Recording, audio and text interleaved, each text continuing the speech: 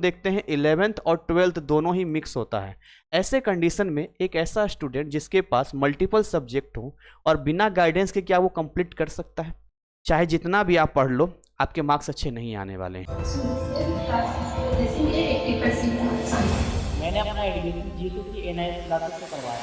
GCC NIS classes मतलब 100% transfer. मैं आपका सूरज सर स्वागत करता हूं जीसीसी एनआईएस क्लासेस में, जहां आपको मिलता है एनआईएस की सारी समस्याओं का समाधान। आज का ये वीडियो अप्रैल 2025 स्टूडेंट्स के लिए स्पेशल है। अक्टूबर 2024 में बहुत सारे बच्चे एग्जाम दिए, उनमें से बहुत सारे बच्चों का एग्जाम अच्छा गया, लेकिन कुछ बच्चे ऐसे भी रहे ज़्यादातर जिनका एग्जाम अच्छा नहीं गया। ऐसे बच्चे जब हमारी टीम से कांटेक्ट किया तो उनकी स्थिति को देखते हुए मजबूरन मुझे आज का ये वीडियो बनाना पड़ा कि जो गलतियां अक्टूबर 2024 के स्टूडेंट्स ने किया है वो गलतियां आप मत कर देना, क्योंकि मुझे मालूम है कि अप्रैल 2025 में वो सारे बच्चे हैं जो 75% या उससे ऊपर लाना चाहते हैं। तो यहाँ पर देखिए अक्टूबर 2024 के विद्यार्थियों से क्या मिस्टेक हुई है वो तो हम बात करेंगे, साथ में हम आपको ये बताएंगे कि आपकी स्टडी कैसी होनी चाहिए, कैसे टाइम मैनेजमेंट आप कर सकते हैं। सारे बच्चे आज की डेट में पढ़ाई से हटकर इस बात के लिए टाइम दे रहे हैं टीएमए को लेकर, एग्जाम फी को लेकर, हॉल टिकट को लेकर। मैं कहता हूँ ये सारी चीज़ें साइड की है, टीएमए कोई बड़ी चीज़ नहीं है। हमारे ऐप में आपको बिल्कुल फ्री ऑफ कॉस्ट टीएमए मिलेगा, कहीं किसी को कोई पेमेंट करने की ज़रूरत आपको नहीं है। एग्जाम फी जैसे ही आएगा आपको अपडेट मिल जाएगा। तो इन चीज़ों पर बेवजह आपको दिमाग में टेंशन नहीं लेना। यहाँ पर सबसे पहले आपको वो रीजन समझना पड़ेगा जिसकी वजह से यहाँ पर प्रॉब्लम क्रिएट हुआ। देखिए प्रॉब्लम क्या होता है, जैसे ही एग्जाम का डेट आता है उसके बाद बच्चे पढ़ना स्टार्ट करते हैं 8 घंटे 10 घंटे।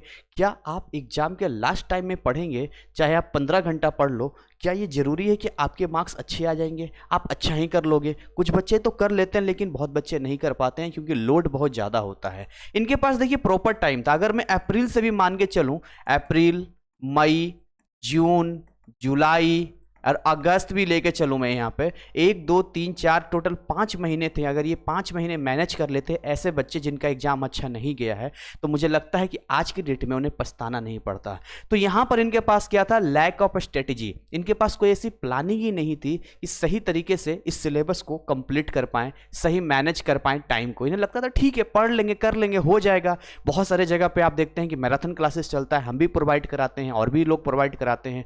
वो आपको इतना सपोर्ट कर सकता है कि लास्ट टाइम में आपको रिवीजन करवा सकता है, लास्ट टाइम में आपको इंप्रूव करा सकता है। लेकिन आप ये ख्यालात रखते हैं कि लास्ट के 1-2 महीने में आप बहुत कुछ कर लेंगे, और वो भी तब जब आपके पास 4-5 सब्जेक्ट है, तो बड़ा मुश्किल हो जाता है, चैलेंजिंग हो जाता है।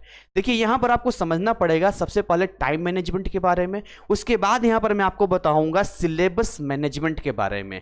लेकिन उससे पहले टाइम मैनेजमेंट में हो सकता है कि आप वर्किंग हो सकते हैं, या ये भी पॉसिबिलिटी है कि आप नॉन वर्किंग हो सकते हैं। इस फंडे को आपको सबसे पहले क्लियर समझना पड़ेगा कि यदि आप वर्किंग हैं तो मे भी पॉसिबिलिटी है यहाँ पर कि आप काम करते होंगे या 8 से 10 घंटे की ड्यूटी करते होंगे, या ये भी पॉसिबिलिटी है कि चलिए आपके हफ्ते में 1 या 2 दिन की छुट्टी रहती होगी। तो आपको क्या करना है, अर्ली मॉर्निंग या इवनिंग में एक टाइम शेड्यूल बनाना है। पिछले कई सालों में हमने अपने बहुत सारे बच्चों के साथ में उनका टाइम टेबल बनाने में उनकी मदद किया है, और उन्हीं के अकॉर्डिंग मैं आपको बता रहा हूं कि वो ऐसे पढ़ते थे कि मॉर्निंग इवनिंग में बना लिया, या वीकेंड्स में छुट्टियां आती है तो वहां मैनेज कर लेते हैं। बट मुझे मालूम है कि 90% यहाँ पर नॉन वर्किंग है और वो फोकस कर रहे हैं अपने स्टडी के ऊपर। उनमें से बहुत सारे ऐसे स्टूडेंट हैं जो जेई, नीट और अदर कॉम्पिटिटिव एग्जाम की तैयारी कर रहे हैं, और उनके लिए चैलेंज ये है कि उनको यहाँ भी टाइम देना पड़ रहा है, यहाँ भी वो क्लासेस ले रहे हैं। और कुछ बच्चे ऐसे हैं जैसे आर्ट्स, कॉमर्स या बाकी 10th क्लास के हो सकते हैं या 12th के भी हो सकते हैं, जो केवल 12th या 10th पर ही फोकस कर रहे हैं यहाँ पे।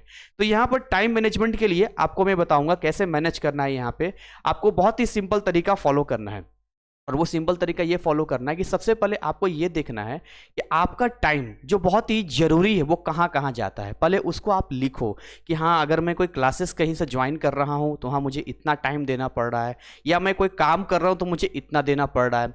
उसके बाद आपका जो समय बचता है उस समय को फिक्स कर लो, लॉक कर लो।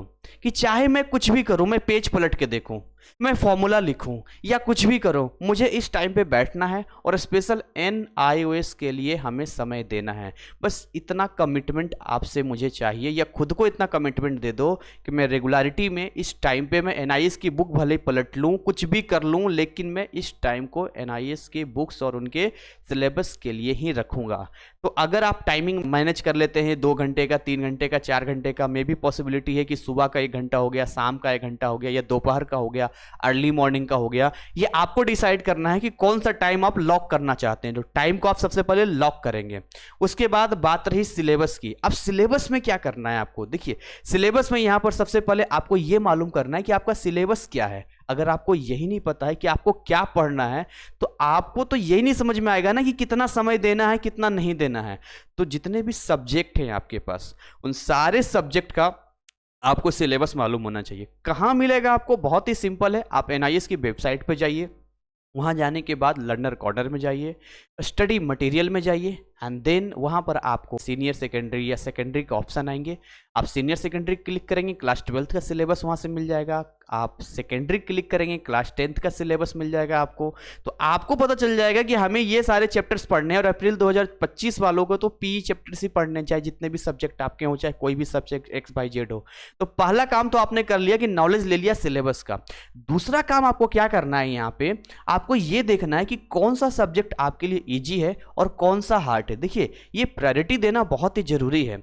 होता क्या है कि स्टार्टिंग के जो समय हमारे पास होता है, हम इजी सब्जेक्ट को दे देते हैं और ये हार्ड सब्जेक्ट को टालते रहते हैं, टालते रहते हैं, टालते रहते हैं। पढ़ लेंगे, आज पढ़ लेंगे, कल पढ़ लेंगे, आज पढ़ लेंगे, कल पढ़ लेंगे। और ये बर्डन हमारे ऊपर तब आ जाता है जब एग्जाम के नज़दीक समय में हम पहुंच जाते हैं।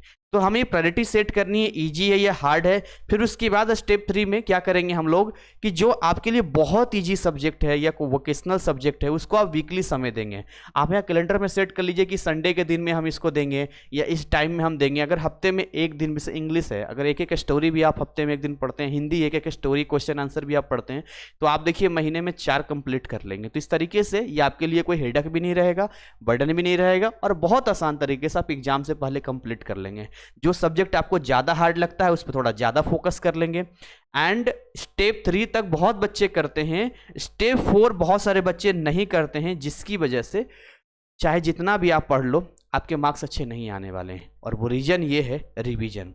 90% स्टूडेंट इस चीज़ को नहीं करते हैं, इसलिए 10% स्टूडेंट का रिजल्ट बहुत अच्छा आता है, टॉपर्स की लिस्ट में आते हैं।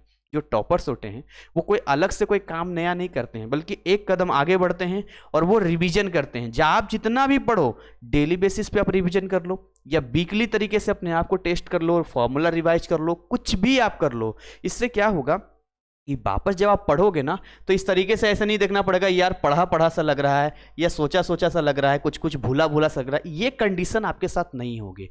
इसलिए देखिए क्या है ना कि आप कमा रहे हो, जितना भी आप कमाते हो सेविंग करते हो, और जो सेविंग करता है वही अमीर बनता है, ध्यान दीजिएगा। वैसे ही पढ़ाई में जो रिवीजन करेगा, जितना बैकअप पढ़ता जाएगा, वापस पीछे वाले को भी देखता रहेगा, अल्टीमेट एग्जाम तक हमें पूरे सिलेबस को अपने दिमाग में सेट करके चलना है, ताकि एग्जाम के दिन हमें ऐसी कोई प्रॉब्लम ना हो कि हम ये भूल रहे हैं, वो भूल रहे हैं, ये दिक्कत आ रही है, वो दिक्कत आ रही है, जो आज अक्टूबर 2024 वाले बच्चों के साथ हुआ है।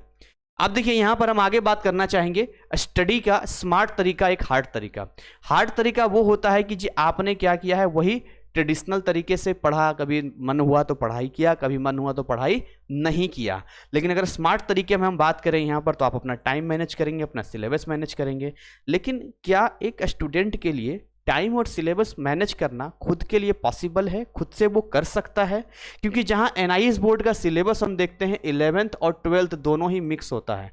ऐसे कंडीशन में एक ऐसा स्टूडेंट जिसके पास मल्टीपल सब्जेक्ट हो और बिना गाइडेंस के क्या वो कंप्लीट कर सकता है?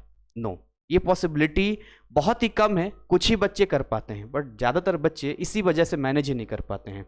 अब देखिए कोई भी चैप्टर पढ़ने के लिए जाते हैं, उस चैप्टर में आपने खुद से पढ़ाई किया, 3 से 4 घंटे लग गए, कुछ यूट्यूब पर सर्च किया, कुछ यहाँ सर्च किया, कुछ वहाँ सर्च किया।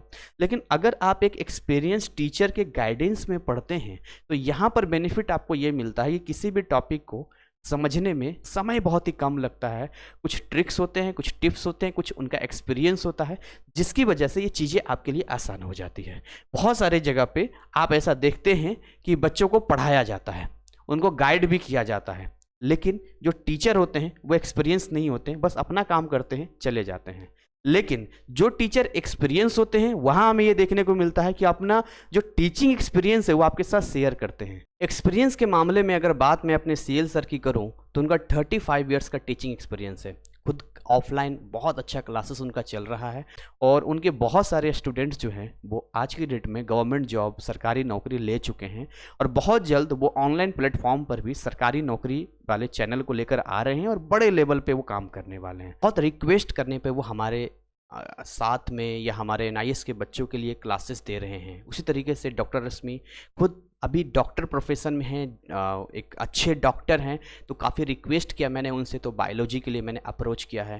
मेरे पास बहुत सारे ऑप्शंस थे कि मैं 8,000, 10,000, 15,000 में कोई भी टीचर उठा लाता और यहाँ पर आपको सारे क्लासेस दिलवाता, लेकिन नहीं, मैं खुद इसके लिए डेडिकेटेड हूँ और यहाँ पर मैं खुद रिस्पॉन्सिबल हूँ और खुद आपके सामने आकर आपके सब्जेक्ट्स को ईजी बनाता हूँ, खुद मैं क्लासेस देता हूँ और अपने फैकल्टी से क्लासेस दिलवाता हूँ। मैं अपडेट आपको देने वाला हूँ, IIT JEE का हमारा एक चैनल आने वाला है, एक अपना ऐप आने वाला है जिसमें हम IIT JEE और हमारे और फैकल्टीज टीम होंगी, जहां हम आप सभी बच्चों को JEE नीट की तैयारी करवाएंगे। ये मैंने आप लोगों के लिए एक अलग चैनल क्रिएट किया है 12th क्लास का, ताकि आप केवल और केवल यहाँ स्टडी कर सकें और इसका लिंक डिस्क्रिप्शन में दिया है। GCC NIS क्लासेस 12th है, 10th वालों के लिए भी यहाँ पर हमने अलग बनाया है और बाकी जो हमारा बड़ा वाला चैनल है, नो डाउट इस पर अपडेट और बाकी चीज़ें आती रहेंगी, इंपॉर्टेंट क्वेश्चंस वगैरह भी आता रहेगा।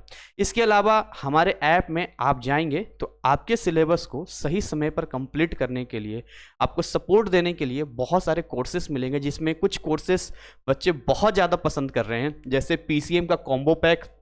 इसके अंदर आपको इंग्लिश फ्री मिल रहा है और सारे VBI क्वेश्चंस का पैकेज भी आपको फ्री मिल रहा है। इसी तरह से PCB का कॉम्बो पैक भी हमने दिया है और हमने अलग अलग मैथ के लिए अलग कॉम्बो पैक दिया है, जहां केवल यही मिलता था, इसी प्राइस में आपको ये फ्री मिल रहा है।